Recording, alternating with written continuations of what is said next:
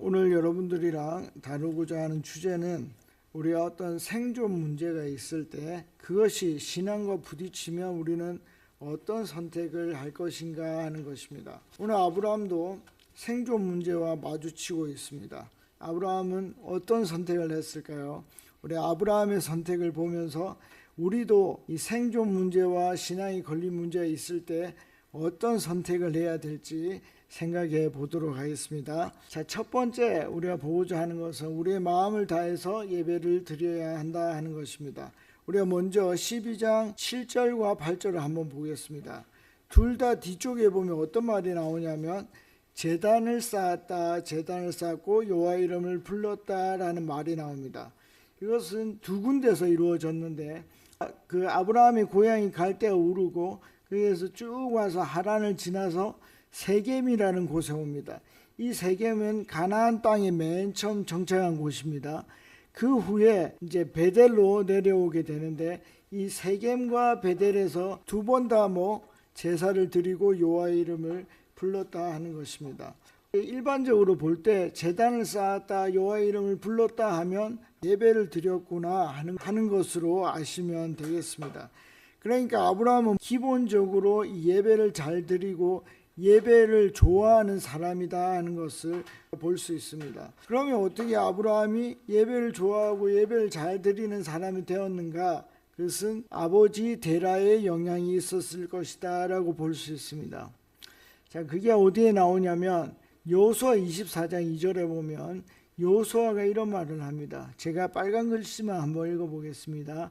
아브라함의 아버지 나홀의 아버지 데라가 강 저쪽에 거주하여 다른 신들을 섬겼으나, 이 말이 뭐냐면 창세기 11장에 처음으로 데라가 나오는데 거기에서는 데라가 어떤 일을 했는지를 알 수가 없어요. 근데 여호수아를 통해서 알 수 있는 것은 아브라함의 아빠 데라가 종교적인 일을 했구나 하는 것을 추측해 볼 수 있습니다. 그러니까 아브라함 역시 종교심이 많겠구나 하는 것을 알 수 있습니다. 자, 이렇게 종교심이 많으면 처음 예수를 믿을 때는 굉장히 유리한 점이 많습니다. 왜냐하면 기본적으로 이 신에 대한 열정이 있기 때문입니다. 그런데 실제로 기독교 신앙을 쌓아가고 성숙하는 데는 기존에 있던 것들이 방해가 될 수 있다 하는 것입니다. 우리가 이제 갈라디아 교회를 보게 되면 어떤 문제가 생긴 것 같습니까? 할례를 하느냐 하지 않느냐 하는 문제가 생겼습니다. 이 유대교에서 기독교로 넘어온 유대인들이 있었습니다. 이 사람들은 예수도 잘 믿지만 유대적인 전통도 잘 따랐으면 좋겠다 하는 마음이 있었습니다. 그리고 두 번째는 예수도 잘 믿지만 유대교에서 했던 절기도 잘 지켰으면 좋겠다 하는 마음이 있었습니다. 이 절기가 뭐냐면 안식일이나 초하루날에 이 축제의 기간을 열었습니다. 그리고 유월절, 오순절, 초막절, 안식년, 희년 이런 모든 것들을 다 좀 잘 지켰으면 좋겠다. 그것이 예수를 더 잘 믿는 일이 아니겠느냐라고 생각을 했습니다. 근데 바울은 뭐라고 얘기를 했냐면 갈라디아서 5장 6절 그리스도 예수 안에서는 할례나 무할례나 효력이 없을 때 사랑으로서 역사하는 믿음뿐이니라. 바울은 본질에 집중하라고 얘기를 하고 있습니다. 할례냐 무할례냐 이게 중요한 것이 아니라 네가 하나님을 사랑하느냐, 네가 이웃을 사랑하느냐, 그것이 더 중요하다는 것입니다. 우리의 마음속에서 역사하시는 그 믿음으로 살아가는 것이 더 중요하다고 바울은 말하고 있습니다. 요거를 바울만 말한 게 아니라 사무엘도 얘기를 했습니다. 사무엘이 마음을 다하지 않는 사울 왕에게 말한 부분입니다. 제가 빨간 글씨를 한번 읽어보겠습니다. 순종이 제사보다 낫고 듣는 것이 수양의 기름보다 나으니. 여기서 제사가 뭡니까? 제사는 형식을 얘기하는 것입니다. 그럼 순종은 뭡니까? 순종은 우리의 마음을 이야기하는 것입니다. 그러니까 구약의 사무엘도 우리의 마음이, 우리의 중심이 하나님을 향하고 있는가 하는 것이 훨씬 더 중요하다는 것입니다. 그러면 우리의 마음을 다해서 해야 될 게 무엇입니까? 내 마음을 다하고 목숨을 다하고 뜻을 다하고 힘을 다하여 주 너의 하나님을 사랑하라 하신 것이요 둘째는 이것이니 내 이웃을 내 자신과 같이 하신 것이라. 이보다 더 큰 계명이 없느니라. 어떻게 하라고요? 마음을 다하라는 것입니다. 여러분, 예배에 마음을 다하고 힘을 다하면 어떻게 돼야 되는지 아십니까? 예배 1시간을 딱 드리고 나면 어떻게 해요? 축구 1시간을 한 만큼 지쳐야 돼요. 몰입을 해야 돼요. 힘을 해야 돼요. 그래야 우리의 마음이 하나님께 드려지는 것입니다. 여러분, 하나님이 우리의 뭘 보십니까? 중심을 보십니다. 마음에 하나님의 마음이 충만한지 안 한지를 보십니다. 그럼 우리는 뭐에 집중해야 됩니까? 우리가 하나님의 말씀을 어떻게 해요? 내 마음속에 담는 일에 집중해야 한다는 것입니다. 그래서 담아서 뭘 합니까? 그 말씀을 곱씹고 하는 것입니다. 그래서 그 말씀이 달구나, 이 말씀이 정말 오묘하구나 하는 것을 깨닫는 것입니다. 그걸 잘 알 수 있는 방법이 있는데 그게 무엇입니까? 묵상하는 것입니다. 이 묵상은 메디테이션이라고 하는데, 이 메디테이션은 뭐냐면 마음에 담고 마음에 머물게 하는 것입니다. 이 말씀을 어떻게 해요? 내 마음속에 담아두는 것입니다.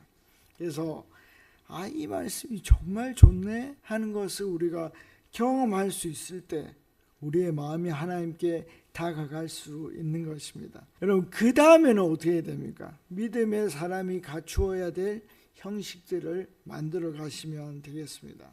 여러분, 예배에 잘 참석하는 사람들은 어떻게 보입니까? 믿음이 좋아 보입니다. 나도 속고 남도 속을 수 있습니다. 그런데 중요한 것은 무엇입니까? 예배에 참석하는 습관이 아니라 참석하는 마음이다 하는 것입니다. 그래서 우리가 마음을 다해서 어떻게 해요? 하나님을 예배하고 평소에도 그 예배를 다하기 위해서 우리의 마음속에 말씀을 담아야 할 것입니다. 그래서 말씀을 담는 우리 모두가 됐으면 좋겠습니다. 두 번째는 이 생존 문제를 하나님의 방법으로 풀어가야 한다는 것입니다. 우리 구절을 한번 볼까요? 아브라함이 어떻게 합니까? 점점 남쪽으로 내려갑니다. 이 남쪽이 뭐냐면 네게브라는 지역입니다. 왜 네게브로 갔을까요? 그것은 이 아브라함이 유목민이었기 때문입니다. 유목민이 뭡니까? 한쪽에 풀을 다 뜯고 나면 어떻게 해요? 지역을 이동을 해야 됩니다. 그래서 새롭게 나는 풀이 있는 곳으로 가야 돼요. 근데 문제는 아브라함이 가나안 땅이 처음이었다 하는 것입니다. 풀이 더 좋고 어디에 풀이 없는지를 몰랐습니다. 그러니까 점점 남쪽으로 내려갔죠. 네게브 지역은 이 광야 지역이거든요. 이 사막 지역입니다. 그런데 10절에 보시면 안 그래도 비가 안 오는데 기근이 훨씬 더 심해졌다는 것입니다. 그 유목민에게 비가 안 오면 어떻게 됩니까? 그냥 죽는 것입니다. 그러니까 비가 오고 안 오고의 문제가 엄청 심각한 문제다 하는 것입니다. 생존이 달린 문제다 하는 거예요. 그냥 우리처럼 그냥 댐을 열고 이런 정도가 아니에요. 비가 안 오면 죽는 것입니다. 자, 그러면 아브라함은 어떻게 해야 됩니까? 우리는 위험에 처하면 어떻게 하죠? 우리는 기도합니다. 그래야 하나님은 우리에게 살 길을 열어주십니다. 아브라함은 왜 기도하지 않았을까요? 왜 기도하지 않고 바로 이집트로 갔을까요? 우리 첫 번째로 생각해 볼 수 있는 것은 아브라함이 똑똑한 사람이었다 하는 것입니다. 아브라함이 경험이 있고 지식이 많았다는 것입니다. 아브라함이 하나님으로부터 부름을 받을 때 몇 살이었죠? 75세였습니다. 아브라함이 75세에 죽기 때문에 그 나이가 한 40에서 50 정도 되는, 지금 우리로 따지면 그 정도 됩니다. 그런데 아브라함 처음부터 부자였거든요. 그러니까 이 사람 안에는 이 경험과 지식이 있었습니다. 그래서 뭘 알았죠? 외국에 대한 지식도 있었습니다. 이 이집트에 가면 나일강이 있고 그 나일강은 범람원이어서 이 범람원은 물이 이렇게 넘치며 태적층 이렇게 넘어가면서 거기에 양분이 있는 땅이 많거든요. 그래서 농사가 잘 됩니다. 그래서 이곳으로 가야 되겠다라고 판단을 했습니다. 그리고 종교적인 문제가 하나 또 있는데 이 신이 난나라는 신입니다. 이 메소포타미아 갈대아 우르의 이 신들은 화가 나면 자연재해를 줍니다. 비를 확 내리게 한다든지 가뭄이 들게 하면 신이 어떤 상태? 화가 난 상태입니다. 여러분, 화가 난 상태에서는 뭘 할 수가 없죠. 엄마 밥 좀 줘. 이게 안 되잖아요. 아빠 화가 나 있는데 아빠 나 태워다 주면 안 돼? 이게 안 된단 말이에요. 그러니까 요구를 할 수가 없게 된 것입니다. 그 다음에 또 하나 큰 조건이 하나 있었는데, 그 당시에 갈대아 우르에서는 어떤 일이 있었냐면 지구라트라는 신전이 있어야 되고 꼭 그 신전에서 제사장만이 대신 기도를 해줄 수 있다는 것입니다. 그러니까 아브라함은 기도를 할 수 있는 조건이 하나도 없었던 거예요. 그러니까 하나님이라는 신에게도 나는 기도할 수가 없구나, 그 생각을 가지고 있었다 하는 것입니다. 자, 그러면 우리는 생존의 문제에 걸렸을 때 어떻게 해야 됩니까? 제 제자 중에 한 명이 대기업에서 건설 쪽에 일을 하는 친구였습니다. 처음 일을 하러 갔더니 돈을 주더랍니다. 이게 무슨 돈이냐 하니까 하청업체에서 준 돈이라고 했습니다. 자기는 받을 수 없다고 얘기를 했습니다. 그랬더니 화를 내더라는 거죠. 아니, 돈을 안 받으면 더 좋은 거 아니에요? 걔 것까지 내가 하면 되잖아요. 근데 화를 확 내면서 꼭 받으라고 했다는 것입니다. 왜 그런지 아십니까? 나중에 이 돈이 문제가 생겼을 때 돈을 안 받은 애들이 양심선언을 할까봐 다 똥물을 묻혀야 된다 하는 것입니다. 그래서 니 꼭 받아야 된다 하는 것입니다. 여러분, 일리가 있는 말이죠. 일리가 있는 말입니다. 여러분, 이 친구가요, 끝까지 돈을 안 받았습니다. 그리고 실력으로 인정받는 사람이 됐습니다. 여러분, 그런데요, 모두가 이 친구처럼 다 능력이 있는 게 아니잖아요. 여러분, 저 돈 안 받았다가 따당하고 승진해서 제외되고 그러면 누가 책임집니까? 하나님 책임질 수 있습니까? 저 받아야 되잖아요, 저거. 이거는 생존의 문제예요, 여러분. 절대 쉽지 않습니다, 여러분.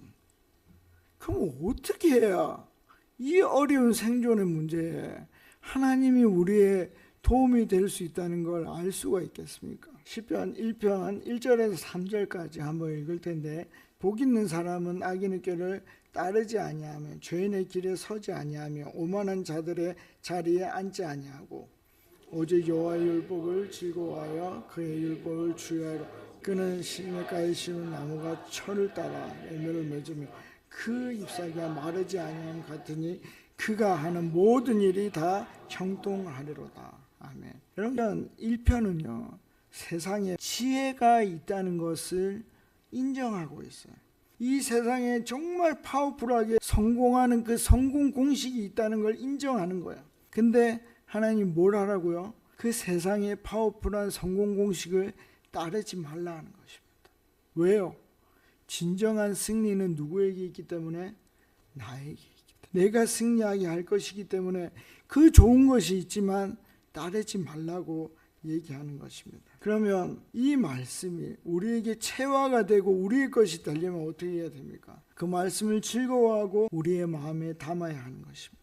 그래야만 자동적으로 세상의 지혜로 달려가는 것을 막아 세울 수 있는 것입니다. 아브라함은 생존 문제가 걸렸을 때 자동적으로 자기의 지식과 경험을 따라서 이집트로 내려갔습니다. 우리는 하나님을 아는 사람들입니다. 절체절명의 위기가 왔을 때 우리가 자동적으로 세상의 길로 가지 않고 하나님께 기도하면서 하나님의 길로 갈 수 있는 우리 모두가 되었으면 좋겠습니다. 자, 이제 마지막입니다. 하나님은 우리를 풍성하게 이긴다 하는 것입니다.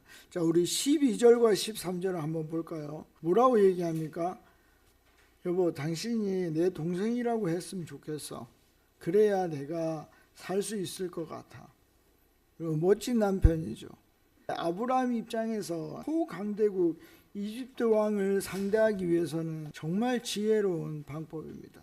14절과 15절을 한 번 더 보겠습니다. 아브라함의 생각들이 적중했습니다. 그러니까 사례가 너무 예뻐가지고 온 이집트가 흥분하고 바로의 군까지 가게 됩니다. 그래서 16절에 보면 포상까지 받게 됩니다. 정말로 지혜로운 일이었습니다. 근데 단 한 가지 문제가 있었습니다. 그게 뭡니까? 다 맞았는데 아내만은 지킬 수가 없었다 하는 것입니다. 여러분, 그날 밤 아브라함의 마음이 어땠을까요? 근데 하나님 재미난 일을 하십니다. 17절에 보면 하나님이라는 신이 내가 기도도 하지 않았는데 그래서 싸워주셨습니다. 그래서 사례도 되찾고 풍성한 재물까지 받게 됩니다. 그럼 이때 아브라함의 마음은 어땠을까요? 내가 아무것도 한 거 없는데 너무 놀라고 좋아서 아마 심장이 멎을 것 같은 그런 느낌을 받았을 것입니다. 여러분, 하나님의 뜻이 무엇입니까? 하나님의 뜻은 아브라함을 통해서 믿음의 민족을 만드는 것입니다. 하나님의 뜻이 있으면 어떻게 해요? 안 되는 게 없습니다. 그것이 세계 최강 이집트 왕이라 할지라도 하나님이 그의 손에서 우리를 건져내실 것입니다. 여러분, 이 생존의 문제에 봉착했을 때 세상의 지혜를 찾을 수도 있고 하나님의 뜻을 찾을 수도 있습니다. 우리가 하나님께 나아갔으면 좋겠습니다. 그래서 아브라함에게 베푸신 그 승리를 우리도 경험할 수 있으면 좋겠습니다. 자, 이제 말씀을 맺도록 하겠습니다. 하나님은 항상 우리 옆에 계십니다. 우리가 평온할 때도, 우리가 위기에 처했을 때도 우리 옆에 계십니다. 우리가 이 위기의 순간에 세상의 지식으로 나아가지 말고 하나님께 기도하는 연습을 했으면 좋겠습니다. 어려운 순간에 기도하는 것은 쉽지 않습니다. 엄청 오래 연습해야 됩니다. 우리가 이 위기의 순간에 만약에 하나님께 기도할 수 있다면 하나님은 우리를 넉넉하게 이기게 하실 것입니다. 우리가 이번 한 주 하나님의 말씀 우리 마음속에 충만히 넣고 어려울 때마다 하나님께 기도함으로 하나님이 주시는 그 풍성한 승리를 경험하는 저와 여러분들이 되시기를 간절히 바랍니다.